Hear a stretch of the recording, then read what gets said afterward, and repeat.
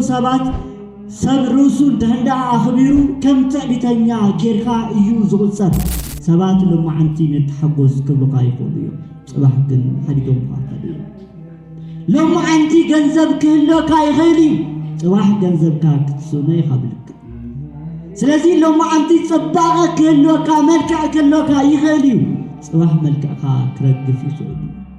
بزي عب علم زلو كهدا سبات بزي تردأ من قدي كاب جنزب كبري دلو كاب ملكا كاب صباغا كبري يدلي هاير كبرو أب إغزابير كجبر كله بيتروس كنتاي ديزوالي أنا خم قويتاي خم كرمو كلافي جيركم سخالوني سلازي نرسخا من مخانكا مفلات حدا وساني نجر مخانون كاب قدس باولوس كلم مهار نخل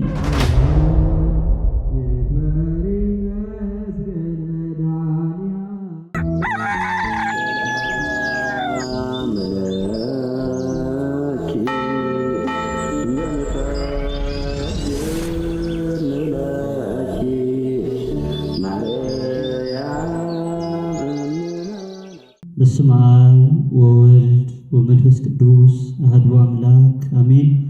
بسم الله وولد ومنفس قدوس أحد أملاك آمين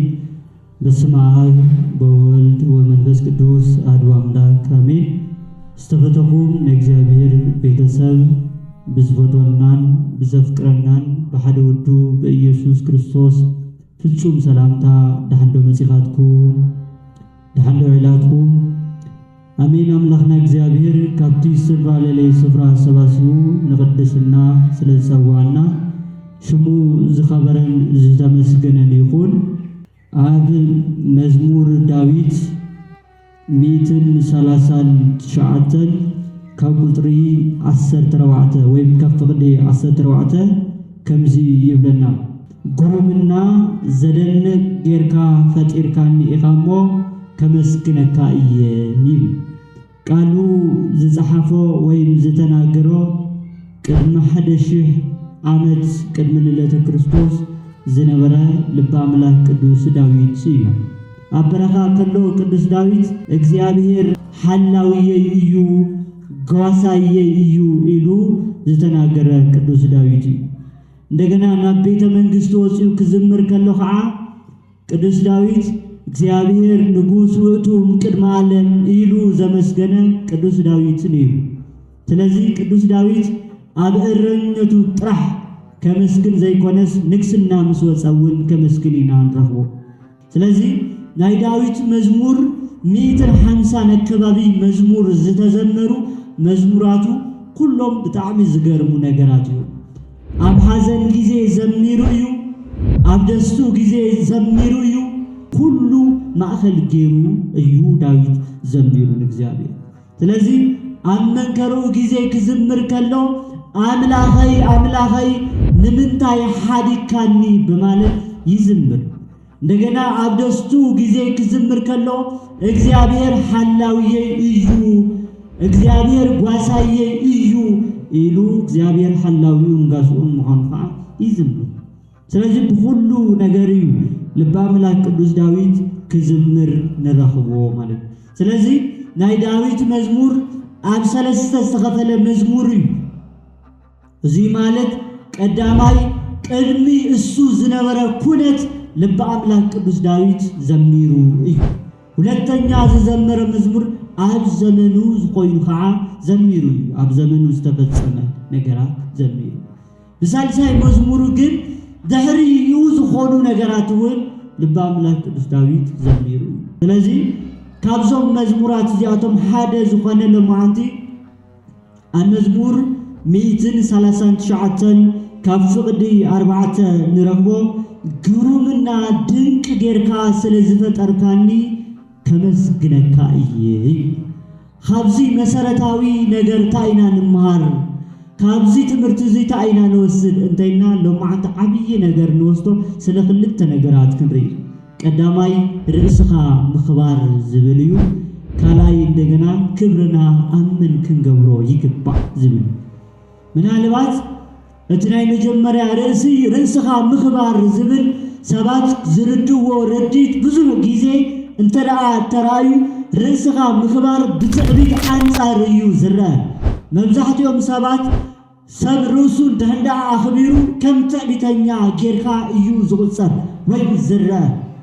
انت هنا رأسها مخبار مستعبيد فيكم زي راخب نجاري تعبيد كالي نجاري تعبيد زبل ترجون من تنارينا يو بناي تحتنا أنصاراوي زخنا ملاش مالتي تلازي تعبيد مالت نرسها كابلك بالعلي موتار محساب مالتي تعبيد الزبل أنا كاب سبات زحشكو إيه إلكا محسابي أنا كاب سبات زبلتكو إيه إلكا محساب زي تعبيد يبال تعبيد زبال رسها عب زي كون درجة مسكال إيو تعبيد مالت زي قدسنا مدلاي ايو زي ممرنتك ممر مدلاي زي نصهنا مدلاي زي كبرها مدلاي زي تعبيد تباهي يغوص سلازي زي كله أهم تعبيد يتغالل زي ناتك مدلاي مالك رسها مخبار كن كالي ترقوم يوزلو كم تسابات زردوه وين كم تنردو أتحسبا أيكونن رأسها مخبار الزبل بتعبيتو أنصار أيكون سلازي رأسها مخبار مالت ساي مالتيو مالت زبل قدام يترغم كريو خلنا نرأسها زي كونن كبري أملاح نسرح أملاح كبري مهاب مالت سلازي نسرح أملاح كبري مهاب تاي مالتيو داويد አዝቦታ ዚታ ይዝገብር ዘሎ ጉሩም ድንቅ ጌርካ ስለዝፈጠርካኒ የመስግነካ አለሁ ማለት ንርሱ ዘይኮነ ዝኽብር ዘሎስ ንክብሪ አምላኽዩ ክብሪ ዝህብ ዘሎ ስለዚህ ነቲ ዝፈጠሮ አምላኽ ከመይ ጌሩ ከም ዘመስግኖ ልብ በሉ ስለዚህ ንናይ እግዚአብሔር ስራሕቲ እዩ ክብሪ ዝህብ ዘሎ ዳዊት زيو رأسها مخبار مالت سلازي نت እግዚአብሔር سراحيو مخانو نزي نخبل كويو أوري زفترات معرف حدا كافقد إسرائيل شبشون جميرو كنريو قلنا طيب عاملا كعايب نسل بملكعون بعرايون فتقرايب سلازي سب مالتنا እግዚአብሔር ملكع زلو بእግዚአብሔር أمثال زتفترا سبيو سلازي نرسخا مخبار مالت أنا إجزابير سراحتي وانتيت إياه أنا بإجزابير أمثال استفتركو سبيه إلكا من نغار رسخا مخبار زبان السوي نرسخا نا إجزابير فترة سراحتنا هلغا اتنا إجزابير فتر مهانكا زي محساب زي مردا كن إجزابير مكلال بامصار سلازي رسخا مخبار بزمن بزي ነገር አዚ ክብርዶ ንኸሊና ብቕሊል ብዝበለ መንገዲ ማለት እዩ ለምሳሌ ከመይ ማለት እዩ ንዝብል ዝኾነ ቆልዓ ሓደ ወዲ ንጉስ ቆልዓ እንተዳሃልዩስ እዚ ወዲ ንጉስ ዝኾነ ሰብ ምንም ተሸገሮ ምንም ተጠሜ ምንም ተሰአነ ማንነቱ ግን ወድመን ወዲ ንጉስ እዩ ዝዝቕየር ነገር የለም ማንም ሰብ ክቕይሮ አይኽእልን ስለዚህ أزي ود نقول سبل مالنا تغير كم زي يخل كله السخون نحناون نكذابير مثلي سرحتي شقولنا فترتنا مالك أزي ما نم قصدنا أي خيلن أزي ما نم كمن تلنا زي خيل سأجاب زابير وانتو إيو بخالي أبالا مالك سلازي أزي سأجازي مقبال لي سلازي بازي كبرزي رزقا مخبار لرسنا كنا خبر كلنا لكزيابير مخبار ايو سبات من الوقت ناي كبري منشوم كابز تفلا لي نغرات يدلي ويو سبات بزي تردأ من قدي كاب جنزب كبري يدلي كاب جنزب كبري اير كبن كاب ملكع كاب صباغة كبري يدلي اير كبن كابزيوم بمولوم كترخوم ايتقلنيها ለምሳሌ ምራይ ካሊ ክብሪ ዳልዮም ክብሪ ዘይረኸብዎ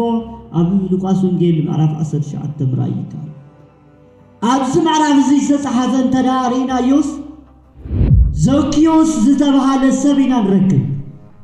ዘኪዮስ ማለት ኣብ ዘመኑ በዓል ጸጋ ዝነበረ ሰብ እዩ ኣብ ዘመኑ ሓለቓ ሃብታም ዝነበረ ሰብ እዩ ሰብ ስልጣን እዩ ብጣዕሚ ሓፂር ሰብ ዝነበረ እዩ ዘኪዮስ ማለት ብታሪክ ዝፍለጥ ሰብ እንተኾነ ተከበር ካብቶም ዝኽበሩ ሰባት ግብሪ ዝቐርጹ ሰባት ዝነበሩ ዝኸበረ ሰብ እዩ ካብ ገንዘቡ ብዙሕ ዘለዎ ገንዘብ እዩ ካብ ስልጣኑ ሰብ ስልጣን እዩ ክብሪ ይደሊ ነይሩ ሰባት ካብ ሰባት ደልዩ ክብሩ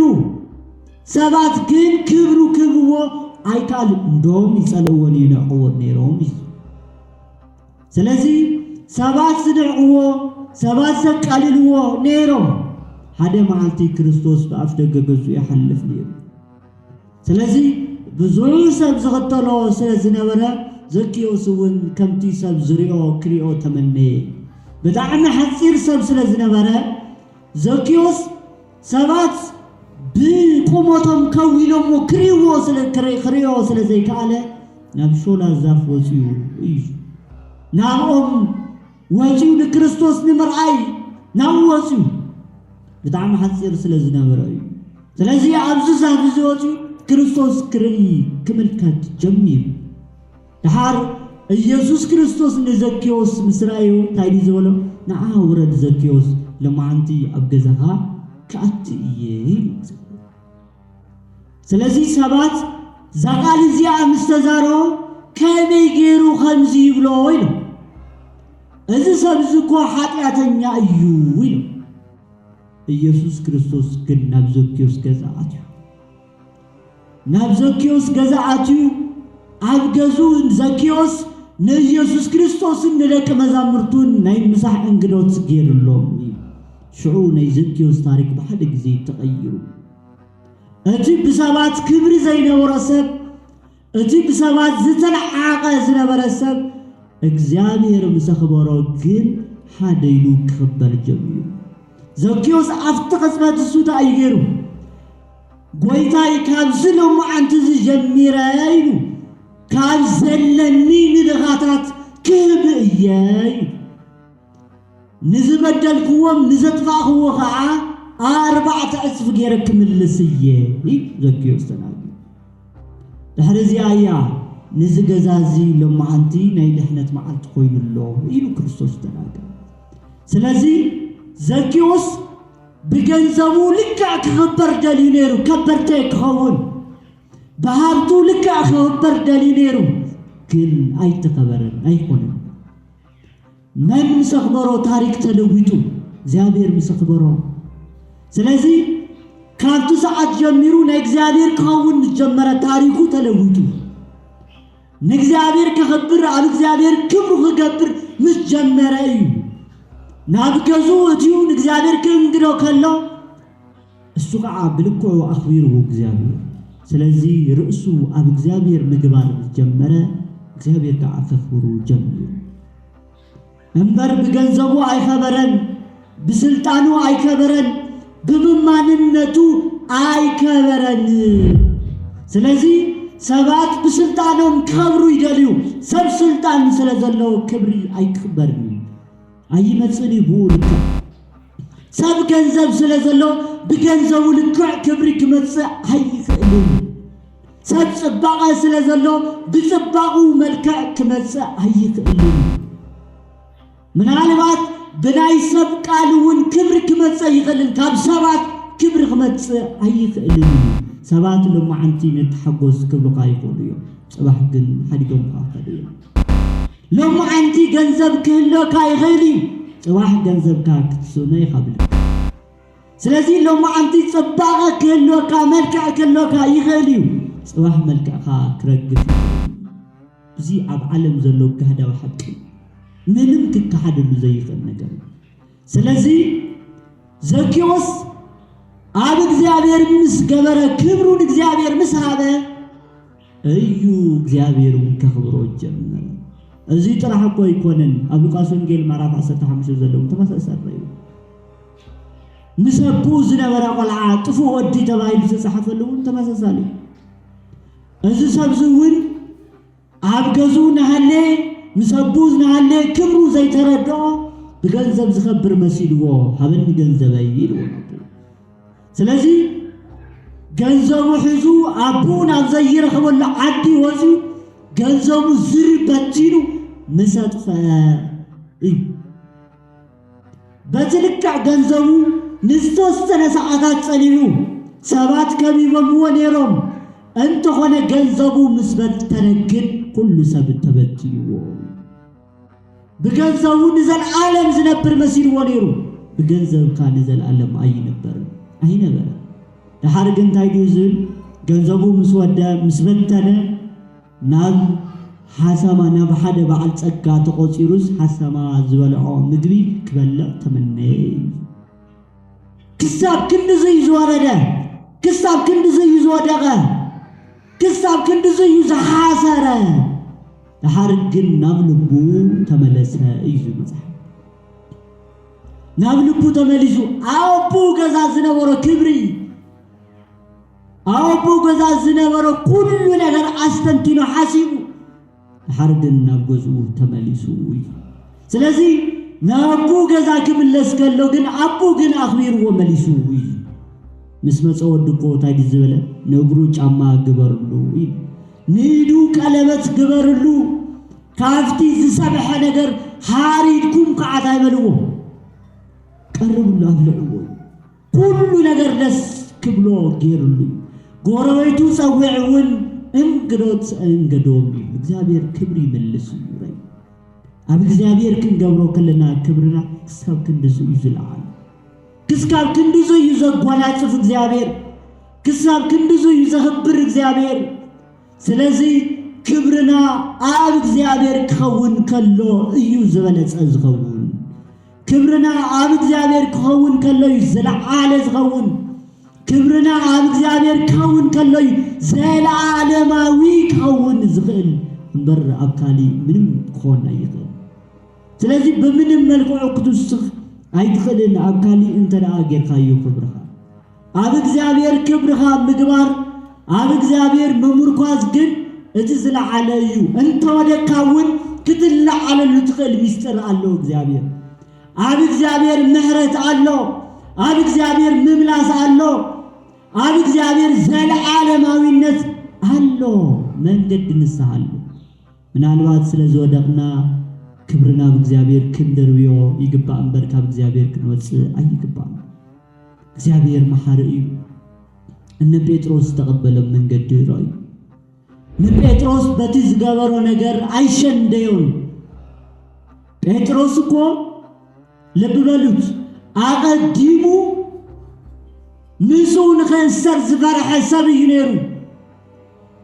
ምሱ መከራን ከይበጽሖ ዝፈርሐ ሰብ ይነሩ ምሱን ከይሳቀ ዝፈርሐ ሰብ ይነሩ እግዚአብሔር ክብሩ ክመልሰሉ ከለቁን ታይዲልዎ ዝሁሉ ሕሊፉ ለሃቦ ሐዋርያስ መሊሱ መጨረሹ ታይዲ ዝበሎ ተፍቅረን ዲኻ ተፈቶን ዲኻ ይሉ ናይ መጀመርያ ክብሩ መለሶ አባጅዕ ይሐሉ ሃደራ ተዋቦ መመናነ ይሐሊ ሽማግለታት ከህሊ ይጻውንት ከህሊ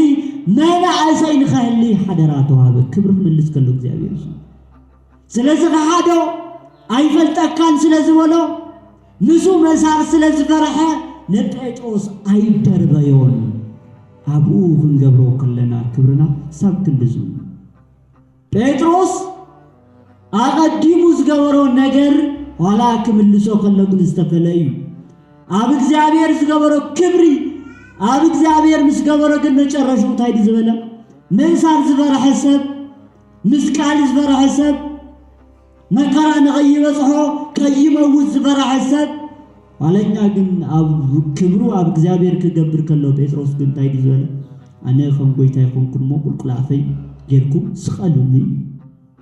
ጴጥሮስ ከምዚ ከብሎ ዝቃለ እንታይ አነ ልክዕ ከም ጎይታይ ኣይኮንኩን ከምኡ ክስቀል ኣይግባእን ኢሉ ማንነቱ ንሰቀል ትሂቡ ሰውነቱ ኣሕሊፉ ሂቡ ቁልቁል ዓፉ ተሰቅስቁ ተሰቂሉ መን ይገበሮ እንታይ እዩ ኣበረታትዕዎ ናናንያ አዛርያ ሚሳኤል ናብሳ ቶሪሮም ክብር ወይ ዝገበሮም እንታይ እዩ እነ ጳውሎስ ክሳዱ ክስየፍ ዝገበሮም እንታይ እዩ እነ ቅዱስ እስጢፋኖስ በእምኒ ተቀጥቂጡ ክመውት ዝገበሮ ነገር እንታይ እዩ ተባሂሉ ይሰብ ይሆን ክብር እግዚአብሔር እዩ ስለዚህ እግዚአብሔር አን እግዚአብሔር ክትገብር ከለኻ እዚ ትቀለሉ ኩነታት አሎ ማለት ነው እዛት ከፍርሖም ዘይከአለ እነ ዳንኤል ናበናብስቲ ጉድጓድ እንታይ ደይዛ ናብክደም ንንጉስ ተዘይሰጊድካ ንጣዖት ተዘይሰጊድካ ናብ አናብስቲ ጉድጓድ ክድርበኻ ተባይሉ ናበናብስቲ ጉድጓድ ምድርባይ ዝመለጸ ምስጢር ታዩ ናናንያ አዛርያ ሚሳኤል ናብ ሐዊክ ሽንደይ ዝመረጸሉ ምስጢር እንታይ እዩ እነ ኢሳይያስ በመጋዝ ዘዘርተሮ ምስጢር እንታይ እዩ ክብር እግዚአብሔር እዩ ካለ ይሆን ስለዚህ ክብሮም አብ እግዚአብሔር ስለዝገበርዎ ንባዕሎም ምንማር ገዲፎም እግዚአብሔር ክነብሩ መክሩ ስለዚህ በከምዚ አገባብዮም እግዚአብሔር ዝነብሩ ምክንያቱ አቡ ኩነኔ የለን አቡ ምሕረት ስለዘሎ አቡ ሰላም ስለዘሎ አቡ ዘላለማዊ ሕይወት ስለዘሎ ቅዱስ ጳውሎስ ናብ ሮሚ መልእክቱ ምዕራፍ 8 ካብ ፍቅደ 1 ክጽሕፍ ከሎ ኩነኔ አብ ክርስቶስ ኩነኔ የለን አብ ክርስቶስ ኩነኔ የለን ማለት ምሕረት አሎ ማለት ሕይወት አሎ ማለት ዘላለማዊነት አሎ ማለት ፍርድ የለን ይሉ ስለዚህ አቡ ኩነኔ ስለዚህ የለ ክብሮም ርዕሱ ሕሊፎም ይቦ ስለዚህ አብ እግዚአብሔርዮም ዝገበርዎ አብ ገንዘብ አብ ዓወቶም አብ ፍልስፍና አብ ጥበብ አይገበርዎን እዚ ኩሉ ከንቱ ስለዝኾነ ሓላፊ ስለዝኾነ ስለዚህ ክብርኻ እግዚአብሔር ምግባር ማለት በመልክዕ አምላክ እየተፈጠረ አነና እግዚአብሔር ስራህየ ኢልካ መቀበል ማለት ይኻል ይሆን ስለዚህ እዚና ክንቀበል ናእግዚአብሔር ስራህት ምዃና ክንአምን እንተልና ክብርኻ አብ እግዚአብሔር ምግባር ማለት እዩ ይሩቁት ካላይ በደም ወዱ ኢየሱስ ክርስቶስ ዝተዓደግና ስለዝኾና ክብርና በእግዚአብሔር ክንገብሮ ግድን ይብለና ስለዚህ ቅዱስ ጴጥሮስ ንዝዩ በወርቅን በብሩርን አይኮነን ዝተዓደግኩም አላ በደሙ ክቡር በደም ወዱ ኢየሱስ ክርስቶስ ይኩም ዝተዓደግኩም በክቡር ዝኾነ ዋጋ ዝተዓደግካ ኢኻ ማለት ስለዚህ አነ በክቡር ዝኾነ ደም ኢየሱስ ክርስቶስ ዝተዓደግኩ ሰብእየ ኢልካ ክዝነብር ክትናገር ክብር እግዚአብሔር ክትምስክር ግድን ይብለካ ማለት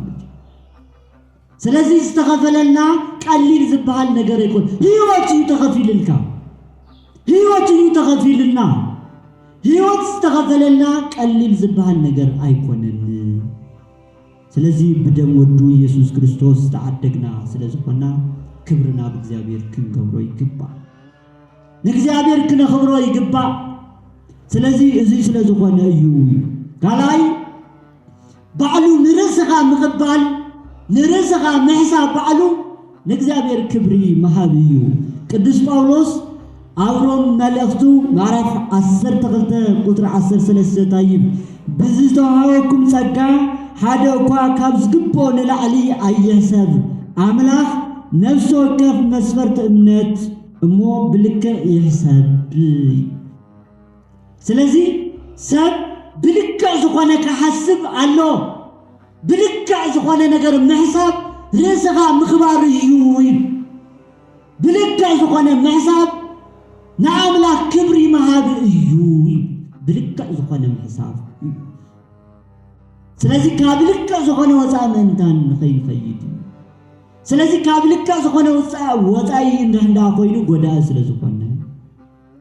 ካብ ልክዕኻ ብታሕቲ ምሕሳብ እውን ጎዳኢ ስለዝኾነ ስለዚህ ብልክዕ መሳብ ኣነ ናይ እግዚአብሔር ፍጥረት እየልካ መሳብ ከምቲ ቅዱስ ዳዊት ኣብ መዝሙሩ ግሩምና ድንቅ ነገር ጌርካ ፈጢርካኒ ኢኻ ኢሉ ብልክዕ መሳብ ማለት እዩ። ስለዚህ ናይ ኣምላኽ ስራሕቲ እግዚአብሔር ዝፈጠሮ ምዃኑ እዩ ዝናገር ዘሎ። ናይ እግዚአብሔር ስራሕቲ ግሩም ምዃኑ እዩ ዝምስክር ዘሎ። እምበር ዳዊት ደኣ ብበደል ደኣ ብዙሕ ቆዩ። ዳዊት ብዙሕ ነገራት ኣጥፍዩ ኣብ ዘመኑ ብዙሕ ነገራት በዲሉ እዩ። ነገር ግን በደሉ ዝበደሎ ነገር እቲ ናይ እግዚአብሔር ስራሕቲ ምኽባር ኣይነከዮም ኣይቀነሶም እሱ እውን ከውድቆ ኣይከኣልን። ስለዚህ እግዚአብሔር ክብሪ ክህብ ከሎ ኢና ንረኽቦ። ስለዚህ ክብርና ኣብ ሰብ ኣይኮነን ዝበልናዮ አንተ ወይ ድማ ኣብ አንደኛ ተሰሎንቄ ምዕራፍ 2 ቁጥር 6 ታይ ቅዱስ ጳውሎስ ካብ ሰባትን ካባኻትኩም ወይ ካብ ካልኦት ክብሪ አይንደልን ቅዱስ ጳውሎስ ራይ ካብ ሰባት ወይም ካባኻትኩም ወይም ካብ ካልኦት አይንደልን። ስለዚህ ክብሪ ካብ ሰብ ቃላት ካብ ሰብ ዘረባ አይመጽእ። ቅዱስ ጳውሎስ ንምንታይ እዩ ከምዚ ዝብል ዘሎ? ስለዚህ ካብ ሰባት ዝመጽእ ነገር ውዳሴ ኩሉ ነገር ዘይጸንዕ ምዃኑ ስለዝፈልጥ ቅዱስ ጳውሎስ ካብ እግዚአብሔር እንደህንዳ ኮይኑ ክብርና ግን ጽኑዕ ስለዝኾነ ስለዝፈልጥ ስለዚህ ክብርና ኣብ ሰብ ክንገብሮ ኣብ ሰብ ቃል ክንገብሮ ዘይግባእ ምዃኑ ቅዱስ ጳውሎስ ነዚ ኣመላኺቱ የቕምጥ። ስለዚህ ዳርዚ ንርእስኻ ከም ክርስቶስ ምግዳስ ክብሪ እግዚአብሔር መሃብ እዩ ወይ ንርእስኻ ምክባር እዩ። ነዚ ንኽብል ፊልጵስዩስ ምዕራፍ 2 ፍቅደ 5 ካብ ቁጥር 8 ታይሉ ሰይፍሎ እቲ ኣብ ክርስቶስ ዘሎ ሓሳብ እዚ ኣባኻትኩም ይሃሊ እዩ። ስለዚህ ኢየሱስ ክርስቶስ ንርሱ ብዝግባእ ዝፈልጥ ኣምላኽ እዩ። ወዲ ኣምላኽ ምዃኑ ይፈልጥ ነይሩ። ስለዚህ እሱ ወዲ ኣምላኽ ምዃኑ ብዝግባእ ዝፈልጥ እንተነበረ ግን ኣይተዓበን ኻለ። ስለዚህ ንርእስኻ መን ምዃንካ ምፍላጥ ሓደ ወሳኒ ነገር ምዃኑ እውን ካብ ቅዱስ ጳውሎስ ክንመሃር ንኽእል ኢና። ስለዚህ ስሕተትና እውን ክብርና ኣይቕንጥጦን። ምናልባት ስለ ዝሰሓትና ስለ ዝወደቕና ዝኾነ ነገር ተኣተና ንስሓ መንገዳዊ ምሕረት ስለ ዘሎ በዚ ክንላዓልና እዩ እምበር ስሕተት ክብሪ እግዚአብሔር ክቕንጥጦ ኣይኽእልን። ስሕተትና ክብርና ክቕንጥጦ እውን ኣይኽእልን። ነዚ እዩ ኣብ ክርስቶስ ዝነብር ኩነኔ የብሉን ኢሉ ቅዱስ ጳውሎስ እውን ዝነግረና። ስለዚህ እዚ ኩሎም ጥቕልል ኣቢልና ክንሪኦም ከለና ክብሪ እግዚአብሔር ከመይ ምዃኑ ንርእስኻ ምክባር ማለት በዚ መንገዲ እዚ ክንርድኦ ይግባአና። ስለዚህ ብዙሓት ሰባት ብከምዚ መንገዲ ክነኽብሮ ንእግዚአብሔር ቅዱስ ፍቃዱ ይኹነልና። ዝመሃርና ዝገሰጸና ኣምላኽና እግዚአብሔር ሽሙ ዝኸበረን ዝተመስገነን ይኹን። ወስብሐት ለእግዚአብሔር ወለወላዲቱ ድንግል ወለመስቀሉ